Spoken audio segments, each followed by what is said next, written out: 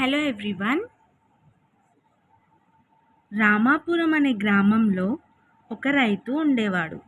అతనికి ముగ్గురు కొడుకులు. వారు చిన్నప్పుడు కలిసిమెలిసి పెరిగారు. కానీ పెద్దయ్యాక గొడవలు మొదలు పెట్టారు. తండ్రి కలిసిమెలిసి ఉండమని వాళ్ళకి ఎప్పుడూ చెప్తూ ఉండేవాడు. అయినా వాళ్ళల్లో మార్పు రాలేదు. వాళ్ళలో మార్పు తేవడం ఎలా అని తండ్రి ఆలోచించాడు. ఒకరోజు వాళ్ళతో కొన్ని పుల్లలు తెప్పించాడు.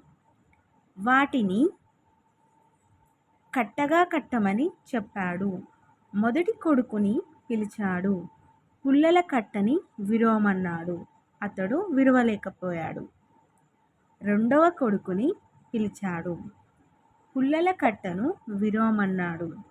అతను కూడా విరవలేకపోయాడు. చివరగా మూడవ కొడుకుని పిలిచాడు. పుల్లల కట్టను విరవమన్నాడు. పుల్లల కట్టను విరవడం అతని వల్ల కూడా కాలేదు. తండ్రి ముగ్గురు కొడుకుల్ని దగ్గరికి పిలిచాడు. పుల్లల కట్టను విడిగా ఒక్కొక్క పుల్లను విరవమని చెప్పాడు.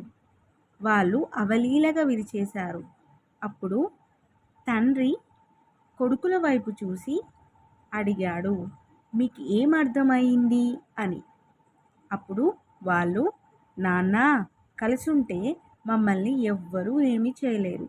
విడిపోతే మేము బలహీనులమైపోతాం. నాన్న, ఇక కలిసే ఉంటాం, ఎప్పుడూ గొడవ పెట్టుకోము అని కొడుకులు అన్నారు.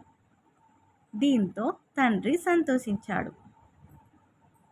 ఐక్యమత్యంగా ఉంటే ఎవ్వరూ ఏమీ చెయ్యలేరు.